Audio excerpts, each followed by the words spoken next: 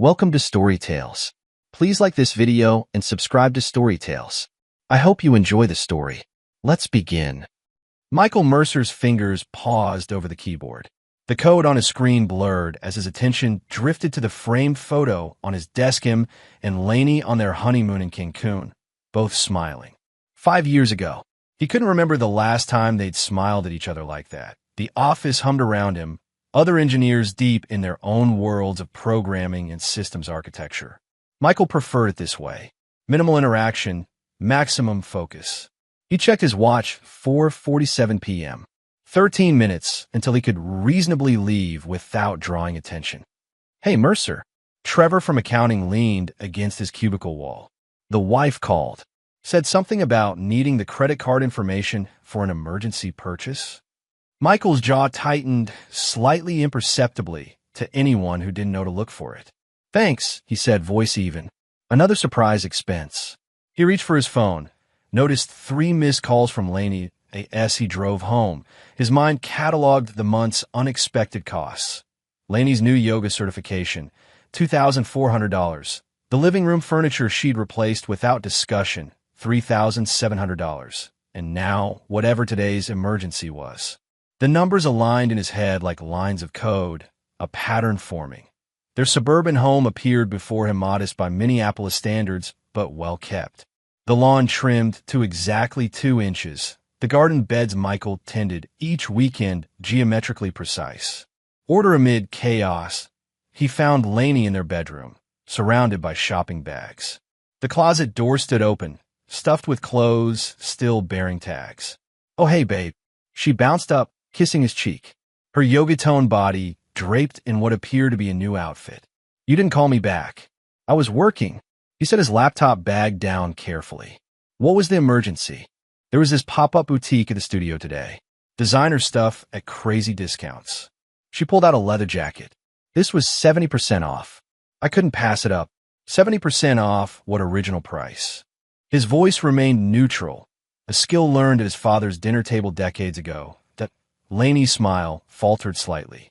"Does it matter?" It was a steal. She turned to the mirror, admiring herself. The girls at the studio were so jealous. Michael watched her, mind categorizing. His father's voice echoed in his memory. "Power isn't in reaction, son. It's in restraint. Let them think you're weak. Watch. Wait. Plan." "I transferred money from savings again," she said, halfway into the closet. "Just a little." The credit card was maxed.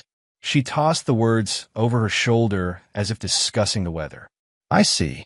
Michael loosened his tie. "What time is your class tonight?" 7. "Why? Do you want to come?" Her voice held no actual hope that he would. "No, just wondering how much time we have before dinner." Later, as they ate the meal he'd prepared, Michael observed her. The way she checked her phone every few minutes. The slight flush when certain messages arrived. The designer watch he didn't recognize on her wrist. "We have brunch with my family on Sunday," she mentioned between bites. "Mom's doing her famous Bloody Marys." "I'll be there," he promised, his mind already tabulating another expense. Another afternoon of subtle degradation. Another test of his restraint. That night, as Lainey slept beside him, Michael stared at the ceiling. His father had controlled through fear and fists. Michael had sworn never to become him. But as he reviewed the patterns, the missing money, the casual disrespect, the isolation from his few friends, he wondered if his opposite approach had left him equally trapped. He turned to study Lainey's sleeping face. Beautiful, careless, content in the belief that his silence meant surrender. He didn't. Sunday arrived with perfect weather and Michael's growing sense of dread. Francine's lakeside home gleamed white against the blue Minnesota sky, its manicured lawn rolling down to the water where Rick's boat bobbed gently at the private dock. "Remember to compliment Mom on her new highlights," Lainey instructed as they pulled into the circular driveway. "And don't mention Rick's golf game. He's been in a mood about it." Michael nodded, adjusting his watch, the only luxury he allowed himself, a reminder of his first major software sale. "Anything else I should avoid?" Lainey paused, lipstick halfway to her mouth. "Just be more present this time? Mom thinks you don't like them." "I'm always present," he replied, watching a muscle in his jaw flex in the rearview mirror. You know what I mean. Engage. Talk. Don't just sit there analyzing everyone. But that's exactly what I'll be doing, he thought. The door swung open before they reached it. Francine stood there, hair indeed freshly highlighted, martini glass already in hand despite the morning hour. There's my beautiful girl. She embraced Lainey, ignoring Michael until the last possible moment. And Michael, still working at that computer place? Systems engineering firm, yes. He accepted her air kiss, catching the scent of expensive perfume and vodka. Inside, Jenna lounged across a white sofa, scrolling through her phone. At 29, she'd never held a job for more than 6 months, but somehow maintained an Instagram lifestyle of luxury vacations and designer clothes funded, Michael knew, by her stepfather's guilt money. Hey, big sis. Robot man. She barely looked up. Rick emerged from the kitchen carrying a tray of Bloody Marys, his ex-military posture at odds with his weekend polo and boat shoes. Michael, how's the 9-to-5 treating you? He set down the drinks, still punching that clock for the man. Michael accepted a glass. Business is good. We just secured the healthcare network contract for. That reminds me, Francine interrupted. Lainey, you must tell Michael about Dr. Saunders' offer. He's looking for someone to revamp his office systems. It doesn't really align with what Michael does, Mom, Lainey said, but the money would be good, wouldn't it? Francine persisted. A little side hustle? Every little bit helps, especially with Lainey's studio expansion plans. Michael took a careful sip. This was the first he'd heard of any expansion plans. Brunch progressed predictably. Rick dominated conversation with stories about his sales territory. Jenna dropped names of celebrities she'd supposedly encountered. Francine topped off everyone's drinks while making pointed comments about their neighbor's recent financial troubles. So, Michael, Rick said as they moved to the dining room, Lainey tells us you're quite the saver. Smart man, but you gotta live a little too, right? Before Michael could respond, Lainey laughed. Oh, please, I have to practically beg him to spend anything. He's just a pushover when it comes to me. Remember that trip you wanted to take to Paris? Jenna chimed in. Did he ever cave on that? Not yet, but I'm working on him. Actually, Lainey reached for her Bloody Mary. I had to raid his savings to pay off my credit card again last month. The table erupted in laughter. Francine smirked over her glass. He won't do anything about it. More laughter. Michael felt their eyes on him, waiting for his reaction: embarrassment, anger, or the nervous laugh of a man controlled. Instead, he offered a small, polite smile and cut another piece of frittata. Excuse me, he said, standing. Where's the restroom again? In the pristine guest bathroom. Michael splashed cold water on his face, watching his reflection. His father would have flipped the table, made a scene. That was never Michael's way. But the weight of years of these subtle humiliations pressed down on him now. Every just a pushover comment. Every financial violation presented as a joke. Every knowing smurf from Francine.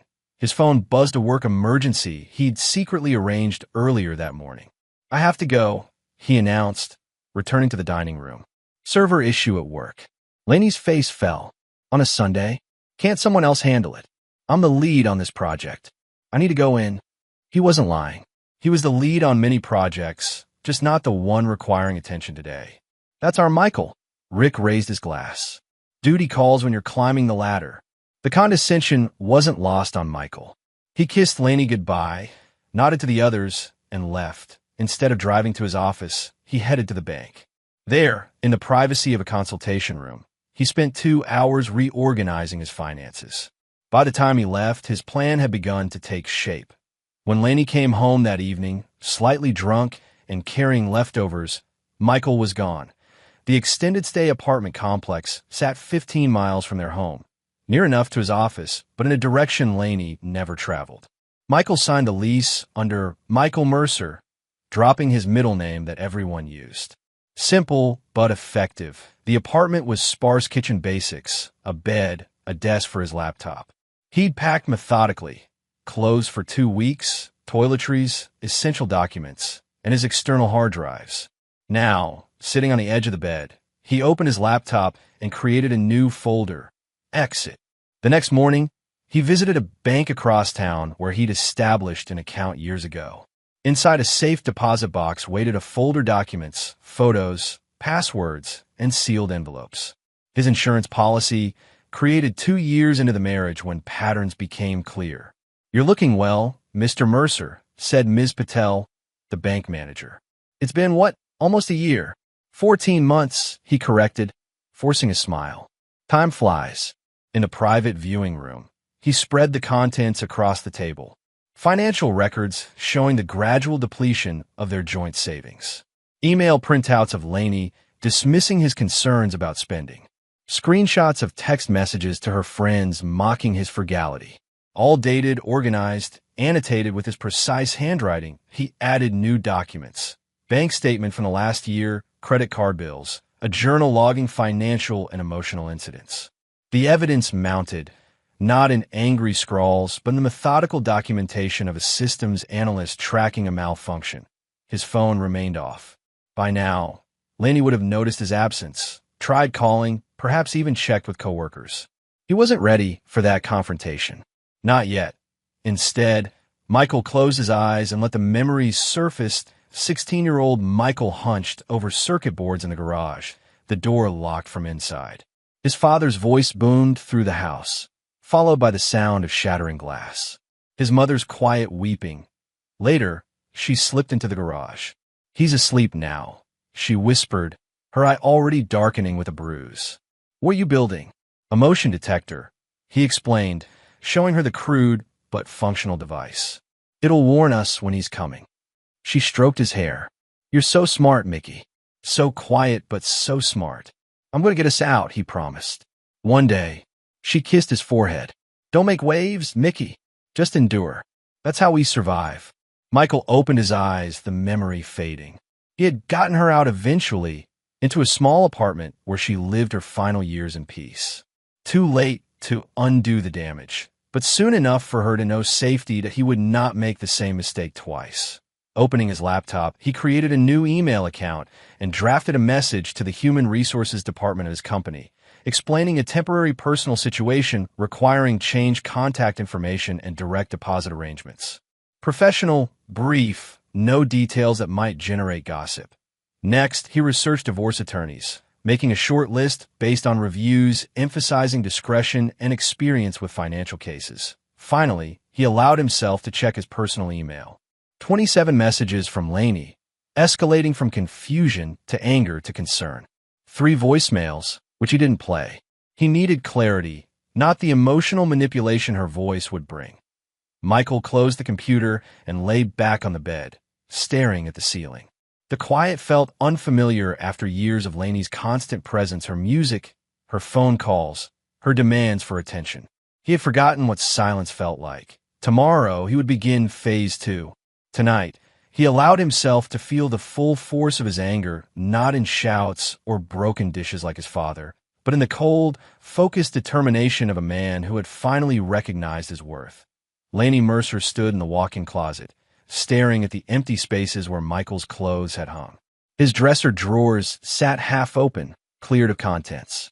In the bathroom, his toothbrush, razor, and cologne were gone. 3 days had passed since she'd returned from her mother's to find the house unnervingly quiet. At first, she'd assumed he was working late. Then, that he was punishing her with silence. Now, faced with the evidence of his deliberate departure, a new emotion crept in: uncertainty. Her phone chimed with a text from her friend Courtney. "Any word from the missing husband?" Lainey typed back. "Nothing. I think he's having some kind of breakdown." She tried Michael's number again. Straight to voicemail. His work phone the same. She'd already called his office yesterday, only to be told by a coolly professional receptionist that Mr. Mercer has requested privacy regarding his personal matters. "This is ridiculous," she muttered, scrolling through her contacts for her mother's number. "He's just throwing a tantrum," Francine declared after Lainey explained. "Men do this sometimes when they feel their control slipping. Your father once disappeared for a weekend after I redecorated his study. It's been 3 days, Mom. He'll be back when he runs out of clean underwear," Francine laughed. "In the meantime, maybe check the bank accounts. Make sure he hasn't done anything stupid." Lainey hadn't thought of that. After ending the call, she opened their banking app. Her stomach dropped, access denied. This user has been removed from the account. She tried their joint savings account. Access denied. Panic rising, she tried the credit card app. This card has been reported lost and deactivated. If this is an error, please contact customer service. Hands shaking, she called customer service. After 20 minutes and identity verification questions, she barely passed. The representative informed her that the primary account holder had removed her as an authorized user 3 days ago. That's not possible, Laney insisted. There must be a mistake. I'm sorry, ma'am. The request was processed through proper channels with all required verification. If you believe this was done fraudulently, you'll need to file a police report. Laney hung up, mind racing. Michael couldn't have done this. Quiet, reliable Michael, who never raised his voice, who patiently tolerated her family, who worked those long hours to maintain their lifestyle. Her phone buzzed with an email notification. The sender, Michael Mercer. Laney, I have filed for temporary separation. Legal documents will arrive within 5 to 7 business days. I have withdrawn from all joint financial accounts, as is my legal right during separation proceedings. Your personal accounts remain untouched, that I have instructed my workplace not to provide you with information about my whereabouts. Please direct any necessary communication through this email address only. Michael, no explanation. No emotion. Just facts, delivered in the same careful language he used for work reports. Bastard, she whispered, fingers trembling as she tried to call him again. Voicemail. She left a message, her voice shifting from anger to tearful persuasion. Michael, please. Whatever this is about, we could talk about it. Just come home. I'm worried about you. She ended the call, doubt creeping in. Had she pushed too far with the credit card? With the comments at brunch? Michael had always been so steady, so forgiving. What had changed? The doorbell rang. Laney rushed to answer it, hoping against hope to find Michael. Instead, Tessa Brighton stood on the porch, concern on her face. Hey, I got your texts. What's going on? Laney pulled her inside. Michael's gone. He's emptied the accounts, cut off my credit cards. He's filed for separation. Tessa's eyes widened appropriately, though something fleeting crossed her expression. Wow, that doesn't sound like Michael at all. What happened? As Laney recounted the past few days, leaving out certain details about the brunch conversation, Tessa listened with a sympathy that seemed genuine. You know what? Tessa said finally. I think Caroline mentioned seeing him at that coffee shop near the office yesterday. Want me to ask around? Yes. Anything. I just need to talk to him. After Tessa left with promises to help, Laney sat down at the computer to check their bill payment accounts. The mortgage was current, but set to auto-pay from an account she couldn't access. The utilities were the same. Her phone rang the yoga studio. Laney, the booking system is completely down, her assistant manager reported. The website too. I've been trying the IT support number you gave us, but no one's answering. Michael, of course. He'd set up all their systems, maintain their website, fix problems remotely when they arose. Keep trying, she instructed, a headache forming behind her eyes. And start taking paper bookings for now. By evening, more problems had surfaced. The specialized accounting software Michael had customized for the studio was locked. The social media scheduling platform showed all accounts logged out. Even the thermostat system Michael had installed responded to the app with user access revoked. When she arrived at the studio the next morning, a small group of confused clients stood outside the locked doors. The electronic entry system displayed, "Service interrupted."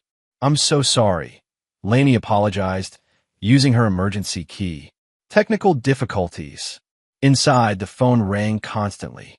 Without the booking system, classes overlapped.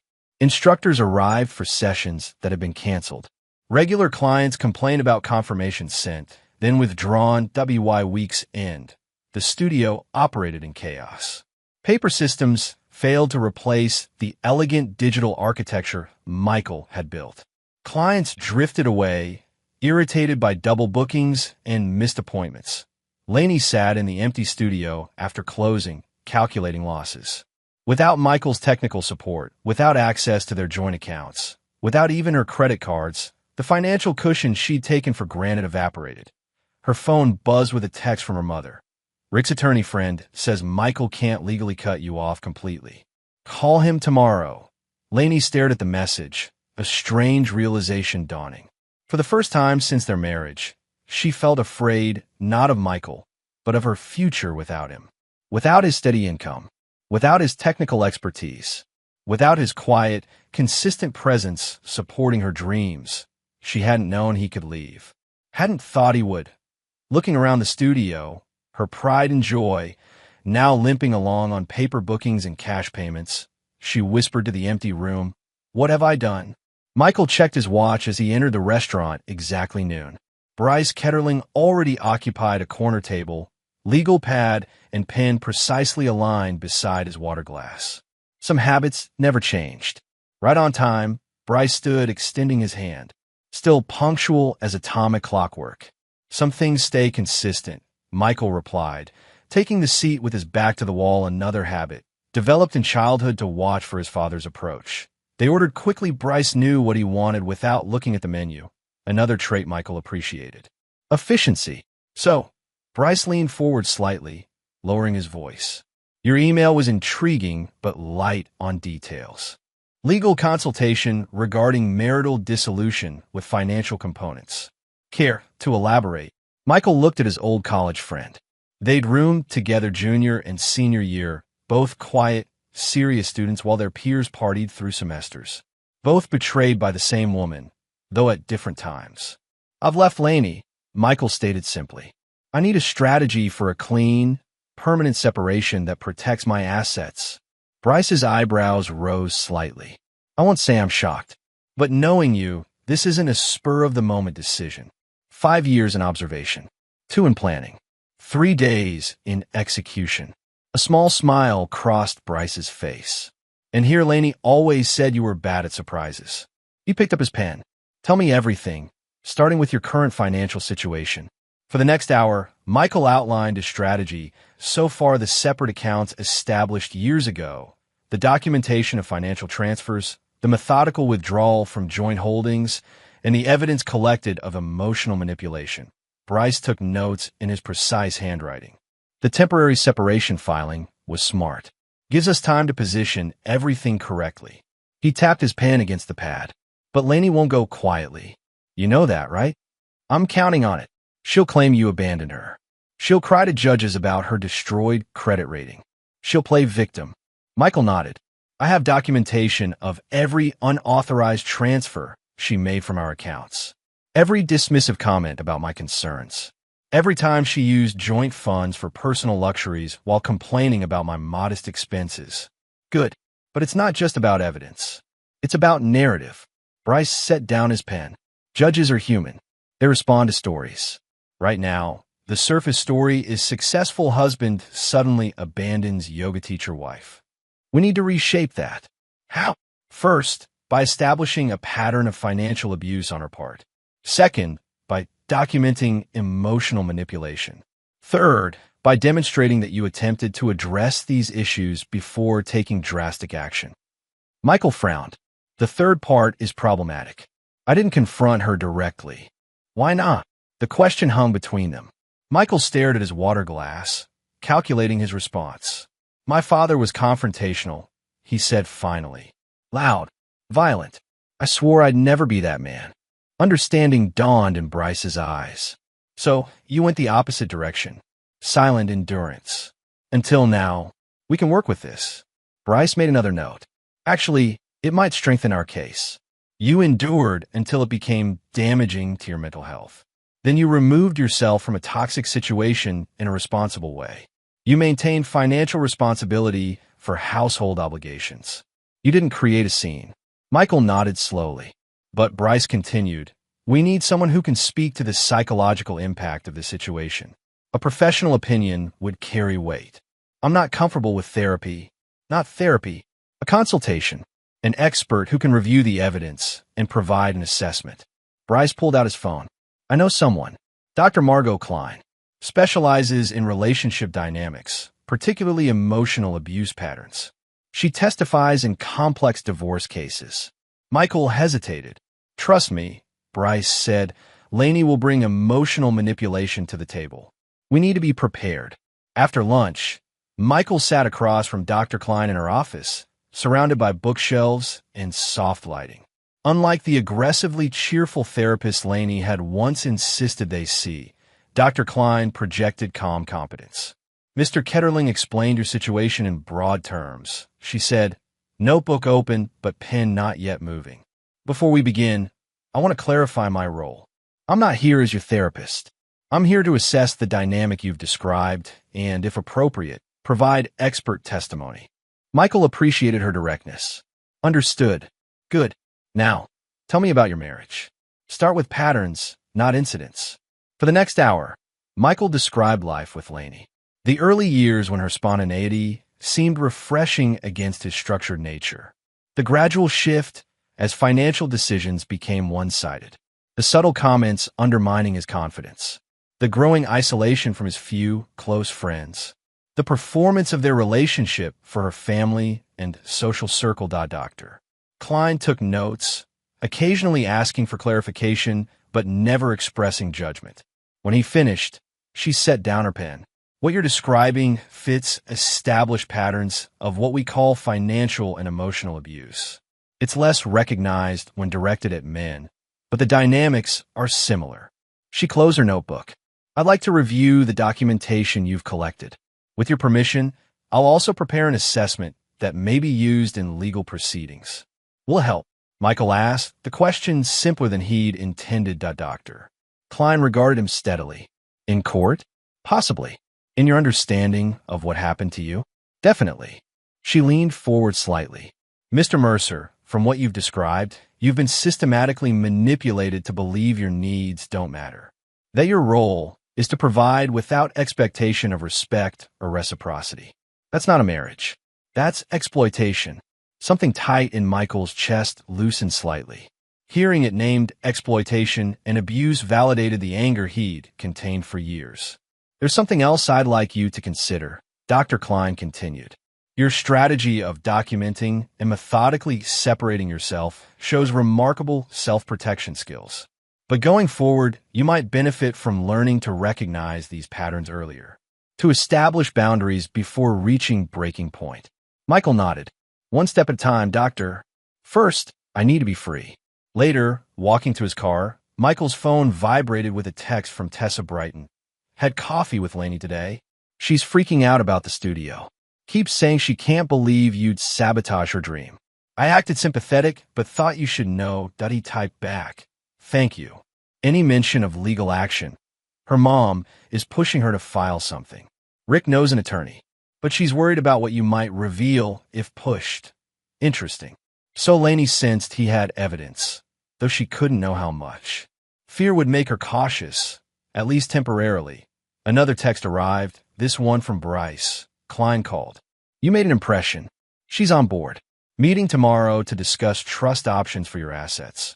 Michael slid into his car, closed the door, and for the first time in days, allowed himself a small smile. Not of happiness, he was far from that, but of recognition. The systems he'd built, the plans he'd laid, the protections he'd established. They were working. His father had controlled through force. Michael controlled through strategy. Michael sat in the coffee shop near his office, laptop open to lines of code that would seem incomprehensible to casual observers. Tessa Brighton slid into the chair across from him, setting down 2 cups. Black coffee, no sugar, extra shot, she announced, pushing one toward him. You remembered, Michael said, closing his laptop. Something stick. Tessa stirred her own complicated concoction. Like how you drink coffee like it's medicine, not pleasure. Michael allowed a small smile. Efficiency. God, you haven't changed. She studied him. Well, maybe a little. There's something different about you now. More direct. Present, she decided. Like you're actually here, not half lost in that brain of yours. She leaned forward. So, how much of this master plan are you going to tell me? As much as you need to know to help. Michael took a sip of coffee.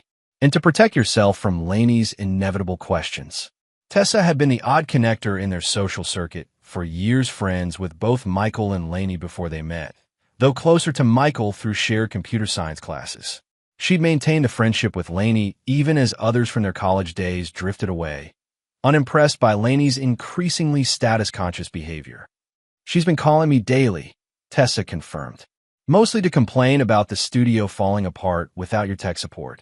Some really choice comments about your passive-aggressive revenge tactics. I simply removed access to systems I personally developed and maintained. Nothing aggressive about it. Tell that to the yoga moms getting double booked for hot yoga. Tessa grinned. But seriously, what do you need from me? I'm assuming this coffee isn't just to catch up. Michael set down his cup. Information. Specifically, what Lainey's saying about me. Who she's consulting. What she's planning. Spy work. Tessa nodded. I could do that. But why? You're already 10 steps ahead. Because I need to anticipate her next move. Lainey's not strategic, but she's instinctively manipulative. And her mother is calculating. Tessa considered this. Fair enough. What else? Occasional misinformation. Nothing malicious. Just enough to keep her off balance. Such as, let it slip that I've been talking to a mutual friend who works at the bank. Suggest I might have mentioned concerns about unusual account activities months ago. Understanding dawned in Tessa's eyes, creating doubt about who else might know what she did. Clever. She took a long sip of her coffee. You know, I wanted to see Lainey get a reality check for years. The way she talks about you when you're not around, tell me. Tessa hesitated. You sure? It's not pretty. I need to know everything. Okay. Tessa set down her cup. She calls you her ATM with anxiety. Jokes about how she can always get what she wants if she just waits until you're too tired to argue. Brags about hiding purchases until you've forgotten to check the statements. She paused. Last Christmas party, she and Courtney were laughing about how you thought the yoga retreat was $900 when it was actually $2,700. Michael showed no reaction, but inside, each revelation hardened his resolve. Speaking of Courtney, has Lainey been messaging with her about this situation? Constantly, wanting to see if I can get copies. That would be helpful. Tessa studied him. You know, most guys would be falling apart right now. Or raging. Making scenes. That's not who I am. No, she agreed. You're the guy who builds systems. Who sees patterns. Who plans. She finished her coffee. It's why I always thought Lainey was lucky to have you, even when she didn't deserve you. The next day, Michael received a text from Tessa with screenshots of a conversation between Lainey and Courtney. The exchange made his stomach tighten despite his preparation. Lainey, he's completely ghosted me. Cut off everything. The studio's a disaster without the booking system. Courtney, can't you just hire an IT person to fix it? Lainey, with what money? He's drained the accounts. Courtney, what about your private account? The one you said he didn't know about? Lainey, that was for emergencies. And shopping. Not enough to save the studio. Courtney, this is so not the Michael we know. Mr. Reliable. Mr. Never makes a scene. Lainey, I know. Maybe he had a breakdown. Mom thinks he might be having an affair. Courtney, with who? The man works and comes home. When would he have time? Lainey, there's that new project manager. Rebecca something. Courtney, please. He barely notices other women exist. That's why you got away with so much. Remember Vegas? Lainey, don't remind me. Court, what am I going to do? Mom's lawyer friend says I need to file something formal to protect myself. Courtney, from what? Michael's not the threatening type. Lainey, no, but what if he's tracking everything? What if he has, evidence of stuff? Courtney, like what? The shopping? The Craig incident? Lainey, all of it. You know how detail-oriented he is. Courtney, girl, you bled him dry. Next time, marry rich and dumb. The last line burned brightest. Michael forwarded the screenshots to Bryce with a brief message. Add to the file. Bryce responded minutes later. Perfect. Establishes intent and pattern. Tessa willing to provide statement if needed? She is. That evening, Michael met with Bryce at his office to review the trust documents. The legal structure was elegant in its simplicity. A revocable trust established months ago, quietly funded with Michael's separate assets, including royalties from his security software patent money Lainey never knew existed. The house transfer is the trickiest part, Bryce explained, pointing to the document, since it was purchased during the marriage. But we've documented that your separate funds provided the down payment and that you've made all payments from your primary income. Will it hold up? Minnesota isn't a community property state. It's equitable distribution. Given the documentation we have of Lainey's financial behavior, plus her own admissions in these texts, we have a strong case for an uneven distribution in your favor. Michael nodded, reviewing the papers. And the timing? I've prepared everything. We can file as soon as you give the word. Bryce hesitated. There's one more thing. Your father's property in Wisconsin. You've never mentioned it to Lainey. No, I inherited it after we were married, but I never told her. Too many difficult memories. Michael hadn't visited the small lakeside cabin since his father's death 3 years ago. The insurance money paid the taxes and minimal upkeep. Good. It's included in the trust, but separated from the primary assets. Less visible. As Michael drove back to his temporary apartment, he felt the pieces aligning. Financial protection in place. Legal strategy established. Evidence mounting. The system he'd built to extract himself was working with the precision of well-written code. His phone buzzed with another text from Tessa. Heads up. Lainey called me crying tonight. Says she's going to your office tomorrow to make a scene, if necessary. Wants to force you to talk to her. Michael texted back. Thank you for the warning that he'd anticipated this move. Lainey's preferred tactic when reason failed. Public drama, tears, appeals to sympathy. It had worked on him once. Not anymore that he made a quick call to his office's security team, explaining that his estranged wife might attempt to create a disturbance. Then he emailed his team, rescheduling tomorrow's in-person meetings to video conferences he could attend remotely. 5 days had passed since he'd left. 5 days of methodical preparation. Tomorrow would begin the next phase, the confrontation he'd prepared for, but never sought. Not with anger like his father, but with evidence. Not with force, but with truth. Michael closed his eyes, visualizing the steps ahead like lines of code executing in sequence. Each action leading to a predictable reaction. Each reaction triggering his next prepared response. The system was ready. He was ready. The yoga studio bustled with mid-morning activity. Through the glass front, Michael could see Lainey moving through the reception area, chatting with clients, her smile professional and warm, the public face she cultivated so carefully. 7 days had passed since he'd left. Time enough for her to adjust to his absence, but not enough to rebuild what his departure had dismantled. He checked his watch. 10:15 a.m. The Thursday morning rush between classes. Maximum visibility. Beside him, Paula Reinhardt from Bryce's office adjusted her blazer. Are you absolutely certain you want to proceed this way, Mr. Mercer? We could serve these at her residence. I'm certain, Michael replied, his voice steady. This needs witnesses. They entered together, Michael holding the door for the attorney. Conversations stilled as he walked in. A client he recognized from dinner parties stared openly. Another quickly texted something on her phone. Lainey looked up from the reception desk, her smile freezing when she saw him. Michael. Confusion, relief, and wariness battled across her face. What are you? Mrs. Mercer. Paula stepped forward, professional and detached. I'm Paula Reinhardt, representing Michael Mercer in divorce proceedings. I'm here to formally serve you with these documents. The studio went silent. Lainey's face drained of color as Paula placed a thick envelope on the counter. What is this? Lainey's voice trembled. Michael, what are you doing? Michael maintained eye contact, but didn't move closer. Exactly what it appears to be. I'm filing for divorce on grounds of emotional and financial abuse. Abuse. Lainey's voice rose, eyes darting to the clients who had stopped pretending not to listen. That's ridiculous. If anyone's being abusive, it's you disappearing, cutting off the accounts, sabotaging my business. Paula cleared her throat. Mrs. Mercer, I suggest you review these documents with your own counsel before making further statements. They include substantial documentation of the claims being made. Lainey snatched the envelope, tearing it open. Her hands shook as she pulled out the first page of formal divorce petition.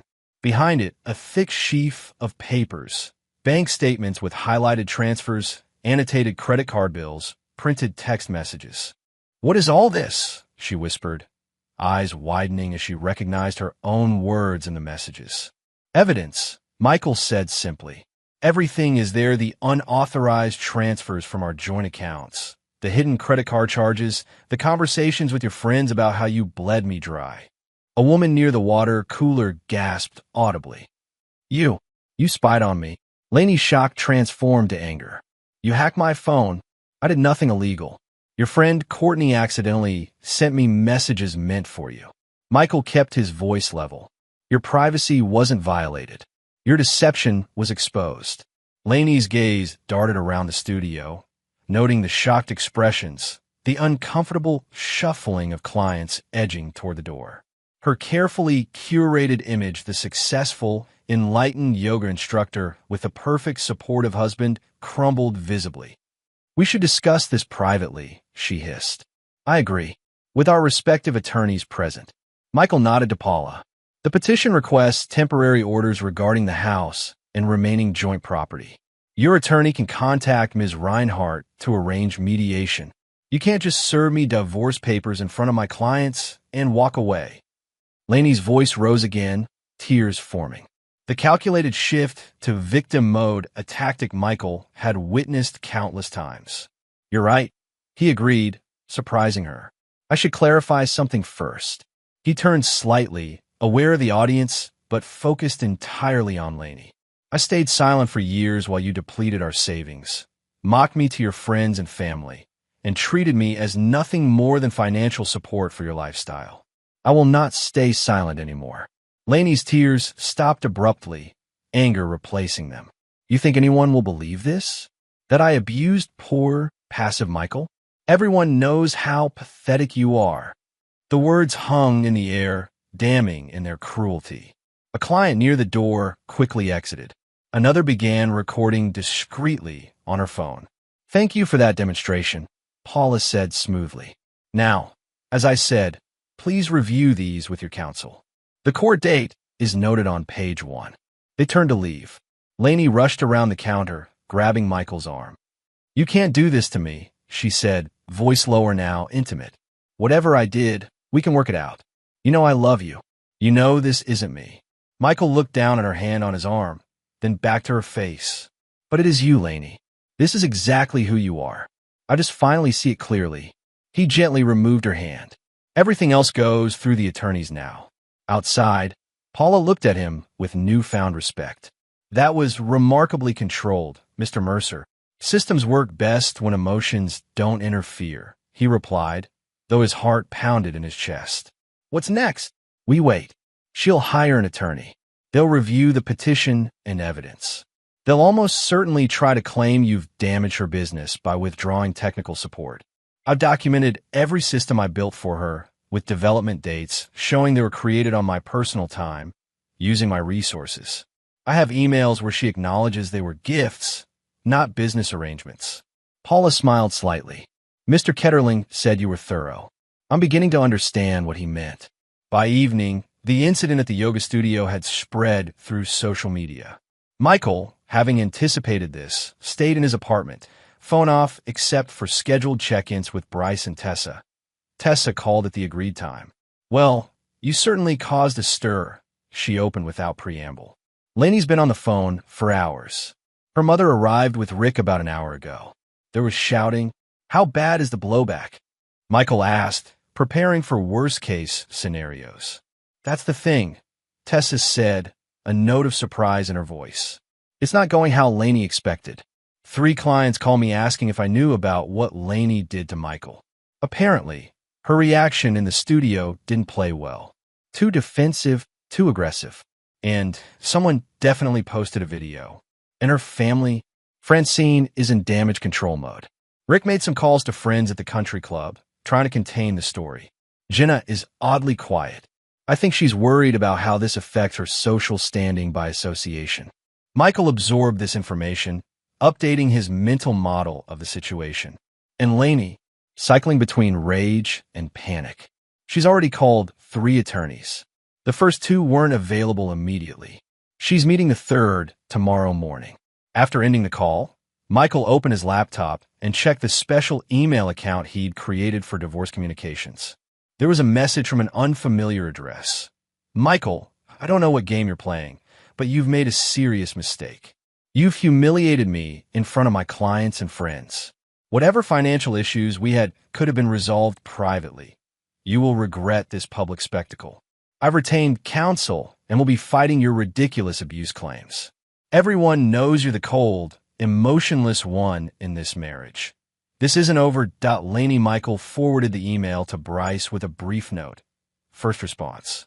Threatening tone noted. Bryce replied almost immediately. Perfect. Keep all communications. Don't respond without consulting me first. Michael closed the laptop and walked to the window of his apartment, looking out at the Minneapolis skyline. The confrontation had gone exactly as planned. Laney's mask slipping in public, her true nature revealed not through his accusations, but through her own reaction. His phone buzzed with a text from Dr. Klein. Heard about today. Remember what we discussed about emotional backlash? Take care of yourself tonight. That he appreciated the reminder. The adrenaline that had carried him through the day was fading, leaving a hollow feeling in its wake. Not regret, he was certain of his course, but the echo of old pain. His father's voice, never show weakness, never back down. Power is everything. Michael turned from the window, made himself a simple dinner, and ate methodically while reviewing next steps in his plan. The public revelation was complete. The legal process initiated. The evidence presented. Phase 3 would begin tomorrow. The conference room in Bryce's law office gleamed with polished wood and understated wealth. Michael sat on one side of the table, Bryce beside him, documents arranged in precise stacks before them.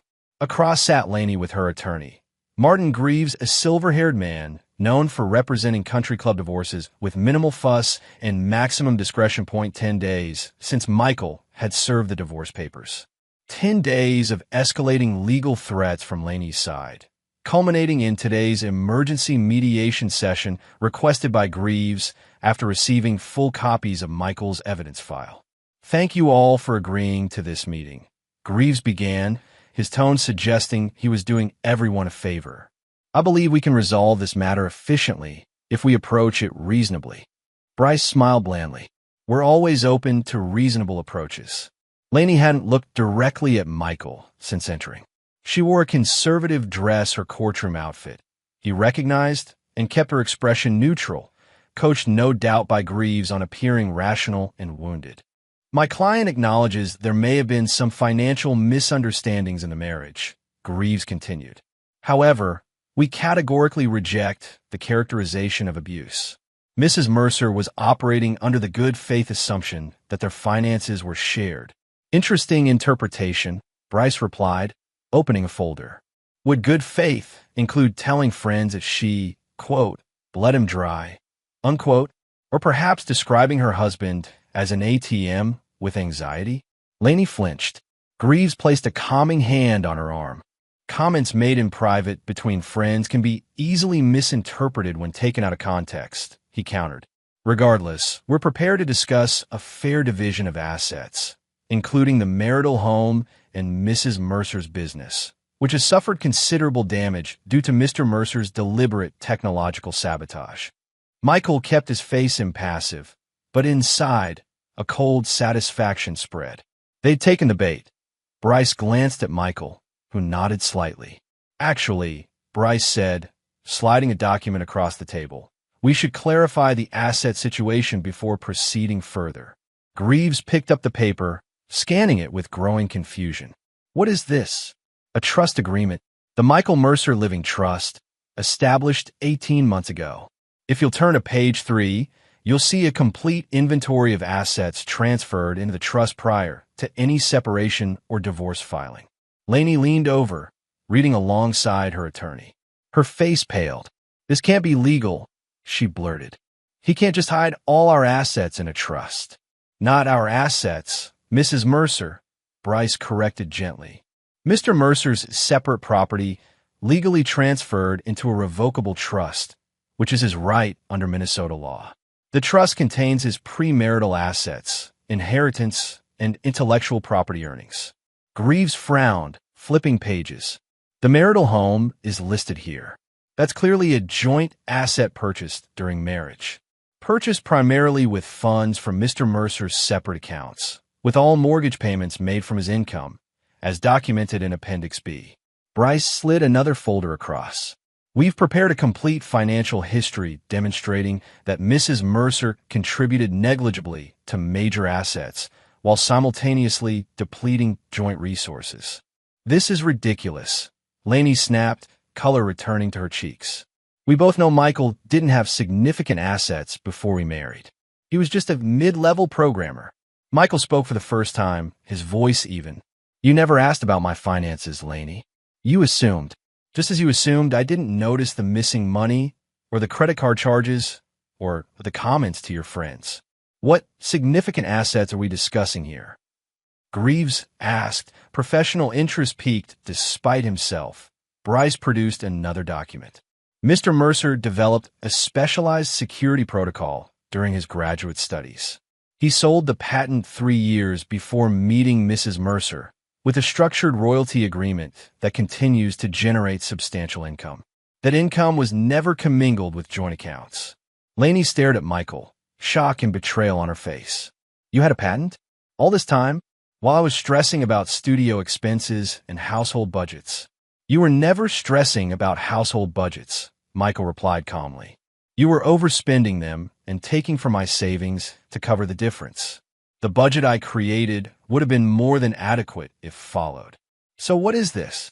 Lainey demanded, gesturing at the trust document. Some kind of punishment? Financial revenge? No, Michael said. It's protection. The same protection I should have established years ago. Greaves, recovering his composure, gathered the documents. We'll need time to review these materials and consult with financial experts.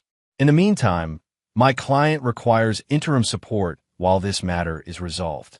That brings us to our counter-proposal, Bryce responded, producing a final document. Mr. Mercer is prepared to offer a one-time settlement reflecting Mrs. Mercer's legitimate contributions to the marriage. In exchange, we require full resolution of all claims, including those related to the yoga studio technologies.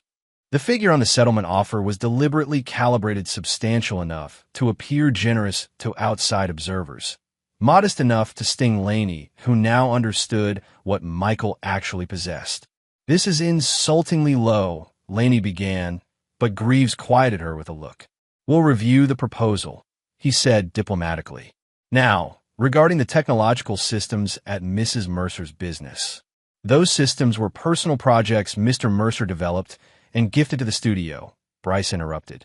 As documented in these emails, he slid another folder across, where Mrs. Mercer explicitly acknowledges them as personal favors, not business arrangements. Mr. Mercer retains full intellectual property rights. Lainey's composure cracked. So, what? I just lose my booking system forever? My client records? Years of business data?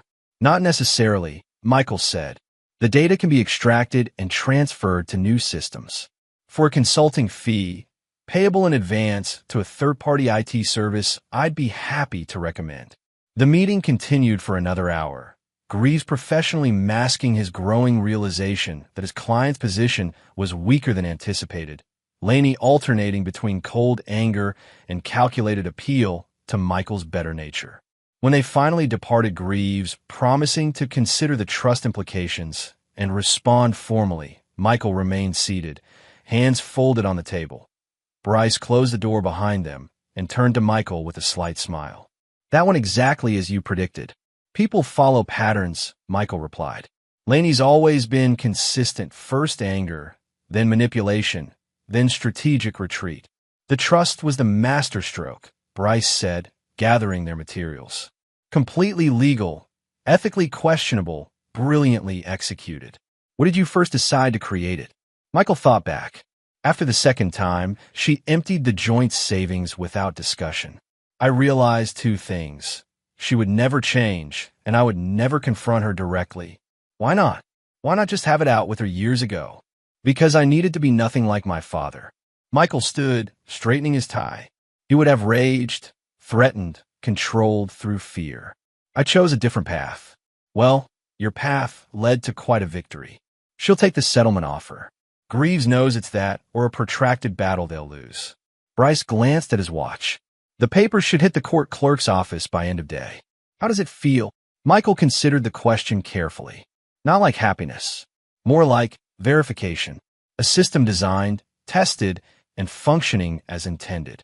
That evening, Michael ate dinner alone in his apartment, checking emails methodically. As expected, a message from Greaves arrived, formally requesting 48 hours to review settlement terms while hinting at acceptance. Tessa reported that Lainey had returned to her mother's house. The studio remained closed for a short sabbatical, and Rick had been overheard at his golf club complaining about younger men with no respect for marriage. Just after midnight, a final email arrived from Lainey's personal account, sent after what Michael suspected involved several glasses of wine. I don't understand. All these years, you had money, real money, and you let me struggle with studio finances? Let me worry about every expense? Made me feel guilty about every purchase? You're the fraud, Michael. Not me. I was just trying to build something of my own while you secretly judged me, collected evidence against me, planned to destroy me. Who does that? I loved you. Maybe I took advantage sometimes. Maybe I said things I shouldn't have. But I never plotted against you for years like some calculating robot. You want to know the really sick part? I still don't believe you're capable of this on your own. Someone put you up to this. Bryce? Tessa? They always hated me, that you'll regret this when you're alone with your money and your precious control. No one will ever love you like I did. Michael read the message twice, recognizing every deflection tactic, every attempt to reframe herself as victim, every manipulation that had once worked on him. But the words that caught his attention were, "No one will ever love you like I did." And she was right, though not in the way she intended. No one would ever love him with that particular blend of entitlement, calculation, and occasional genuine affection that had characterized their relationship. He closed the email without responding and went to bed, sleeping more soundly than he had in years. 3 weeks later, Michael stood by the small lake on his father's property in Wisconsin. The water reflected the cloudy sky, gray and still. He hadn't visited in over 5 years, avoiding the memories saturated in the weather cabin behind him. The final divorce decree had been signed yesterday. Lainey had ultimately accepted the settlement, her legal options exhausted by the ironclad trust and overwhelming evidence. Her counterclaims of emotional abandonment gained no traction against the documented financial and psychological abuse that she'd made one last attempt at public redemption, a tearful interview with a local lifestyle blogger portraying herself as blindsided by a calculating husband. The story collapsed when the blogger received anonymous copies of Lainey's text messages about bleeding him dry. The source remained unnamed, though Michael suspected Tessa's involvement. His phone vibrated in his pocket. "Bryce." "It's done," his friend and attorney said without preamble.